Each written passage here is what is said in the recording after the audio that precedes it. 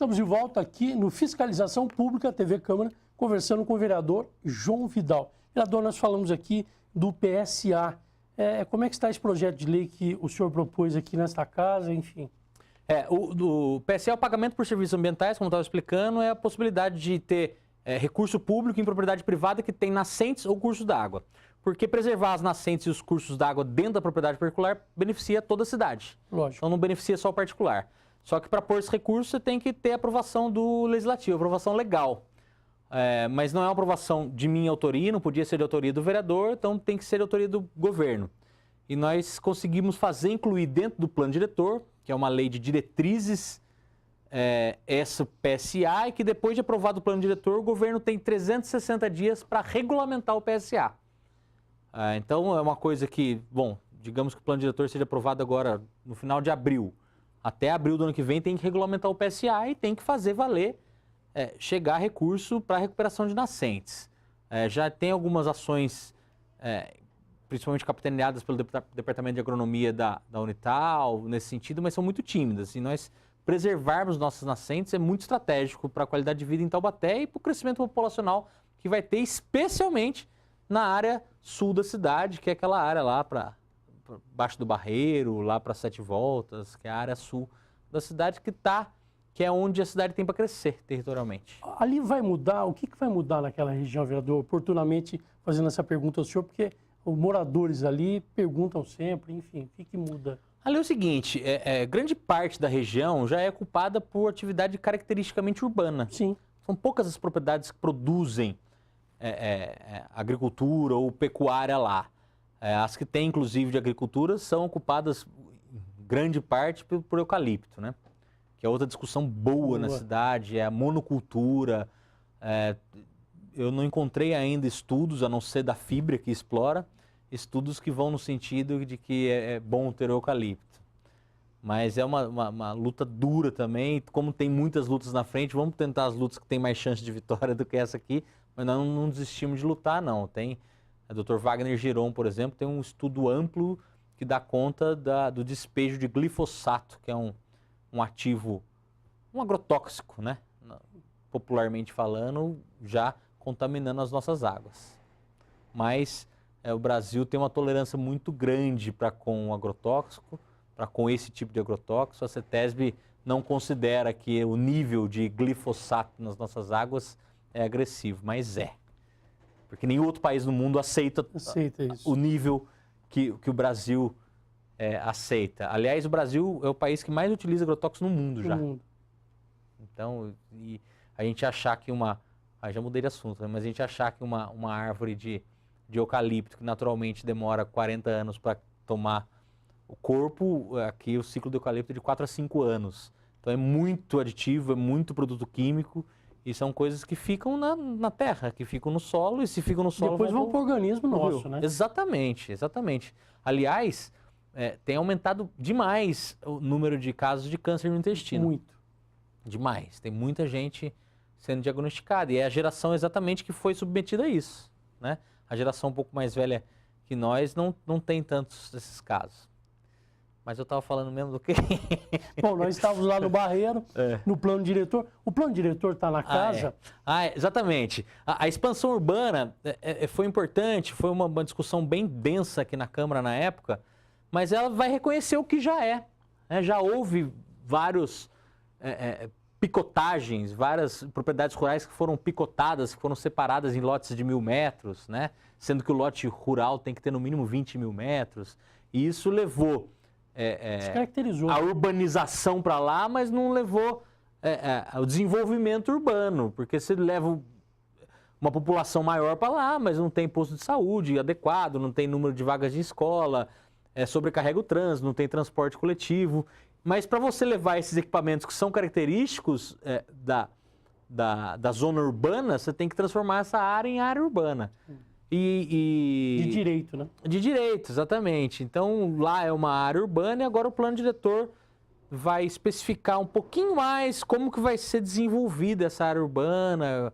E daí, por isso que no plano diretor, nos capítulos de meio ambiente, a gente tem lá, eu consegui colocar lá, por exemplo, determinada área, uma área em Taubaté, lá na Serra da Mantiqueira, que deve ser uma área, uma unidade de conservação com o refúgio de vida silvestre, porque tem muitas nascentes lá. É uma história bacana, não Então, sei a gente como é que a gente avança tá de tempo. com isso, com certeza. Avança com isso. É uma área, se você pegar, eu já falei disso aqui uma vez, sei lá, tô na área da Pedra Branca. Essa área aí, Vavá, faz divisa com Caçapava, Monteiro Lobato e Tremembé. E quando Taubaté era bem poderosona, era tudo Taubaté, né? Era tudo Taubaté. Por isso que Monteiro Lobato, por exemplo, nasceu em Taubaté, mas depois dividiu, a fazenda que ele nasceu hoje é parte de Monteiro Lobato. Entendeu? Mas ele é taubatiano, porque quando ele nasceu lá, aquilo ali pertencia a Taubaté. Só que quando fez a divisão de fronteiras, Taubaté, como era a mais poderosa, ela pegou aquele biquinho. Então, você pegar o mapa de Taubaté na área norte, lá, você tem um biquinho para cima do Rio Paraíba, você tem um biquinho no mapa e esse biquinho foi reservado para o território de Taubaté porque ele tem muita nascente d'água. E a gente tem que preservar esse biquinho, pô, fazer esse biquinho uma unidade de conservação. Só uma lei que preserva, porque senão daqui a pouco vai chegar o eucalipto em tudo lá, já está chegando. Aí, no caso, é a proposta de se criar a APA aí na Pedra Branca. Exatamente, lá na Pedra Branca e preservar as nossas nascentes que estão lá. E estrategicamente é muito interessante, porque você ter uma unidade de conservação no município, um refúgio de vida silvestre, as compensações ambientais do desenvolvimento, Taubaté passa a receber. Por exemplo, uma grande indústria vai se instalar em Taubaté e tem, claro, um impacto ambiental. Ela tem que fazer uma compensação ambiental em dinheiro. Essa compensação ambiental vai destinada para cidades que têm unidades de conservação. Como nós não temos ainda, a gente não recebe esse dinheiro. Sim. Um exemplo prático, né, para entender, porque parece muito técnico às vezes. O Aerovale, que começou a ser construído lá em Caçapava. Os legisladores de Caçapava os legisladores não, mas a gestão de Caçapava já se antecipou e criou uma unidade de conservação para que a compensação ambiental do Aerovale ficasse em Caçapava. Então eles têm uma unidade de conservação ali que é também na divisa da Pedra Branca.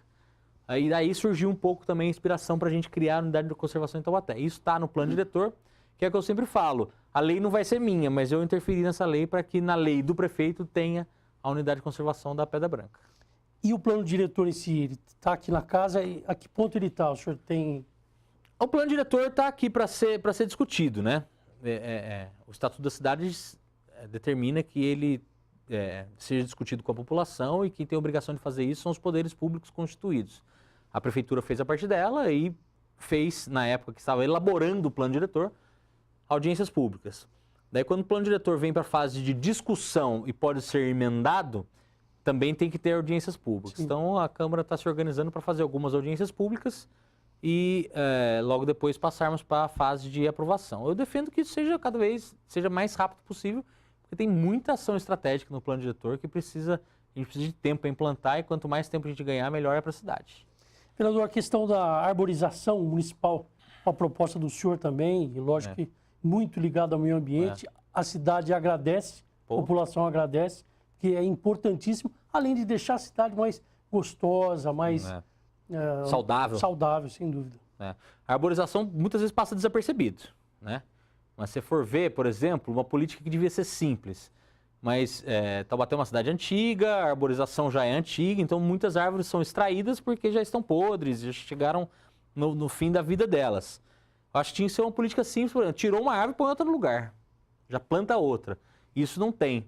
Por isso que eu cobrei e fiz uma emenda para que fizesse um plano de arborização, porque não pode ser uma coisa assim, solta. Ah, vamos pôr essa árvore aqui. Daí o cara começa a plantar mangueira na frente de lote residencial de 5 metros de frente, entendeu? Então tem que ter uma organização, tudo tem que ter uma organização. E infelizmente as gestões públicas no Brasil demoraram para acontecer essa organização e ela está em curso agora. Então há uma emenda minha viabilizou que haja um plano de arborização para mapear as árvores da cidade e ver quantas árvores a cidade comporta e onde elas vão, quais são e onde elas vão ser plantadas, para que seja feito ordenadamente. As árvores retiram gás carbônico do ar que a gente respira, as árvores amenizam o clima na cidade, as árvores embelezam a cidade, elas são tudo de bom para a qualidade de vida do cidadão urbano, né? Então eu defendo demais e vou ficar em cima nesse mandato aí do plano de arborização que ele se efetive. Nós estamos na torcida e a população tem certeza que mais uma vez agradece. Valeu. Bom, vamos de árvore agora para um assunto que foi um pouco indigesto essa semana para todos nós, a população de uma forma geral. O senhor ficou bastante indignado, inclusive usou a tribuna para isso, com a questão do pagamento da licença-prêmio privilegiada. Se é assim que a gente pode dizer. Seria isso, vereador? No mínimo, né?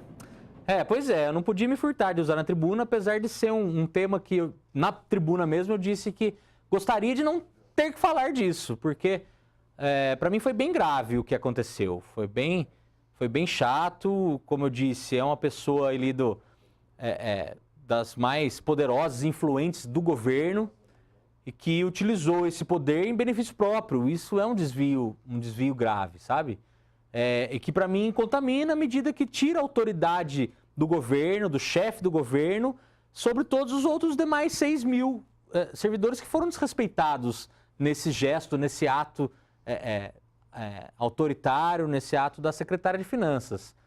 Não podia deixar passar batido, não foi uma ilegalidade, foi uma imoralidade. Então eu, como vereador, o meu limite de atuação é esse, é criticar. Não tem como exigir do governo nenhuma atuação mais enérgica, nenhuma punição para com a secretária, porque é um ato da vontade dele.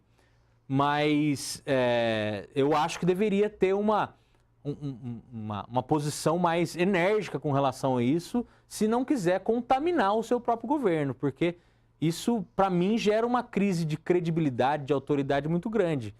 Com que autoridade, com que moral vai se cobrar alguma coisa de um outro servidor, se no momento de um desvio grave desse, da secretária de Finanças, que deve ser o terceiro ou segundo, claro, o primeiro é o prefeito, o segundo ou terceiro cargo mais importante dentro de uma administração, entendeu? Então, é importante ficar registrado isso, que diante desse fato, desse ato governamental, eu não me calei. E aqui, mais uma vez, chateado, tenho que registrar a minha posição de indignação com relação a isso. Ok, vereador João Vidal, muito obrigado pela presença no Fiscalização Pública, prestando conta a você que nos assiste, que nos acompanha em casa aqui pela TV Câmara, canal 4 da NET TV. Muito obrigado, vereador, mais uma vez. Vamos ficando por aqui e continue conosco, a TV Câmara, a TV da gente. Obrigado.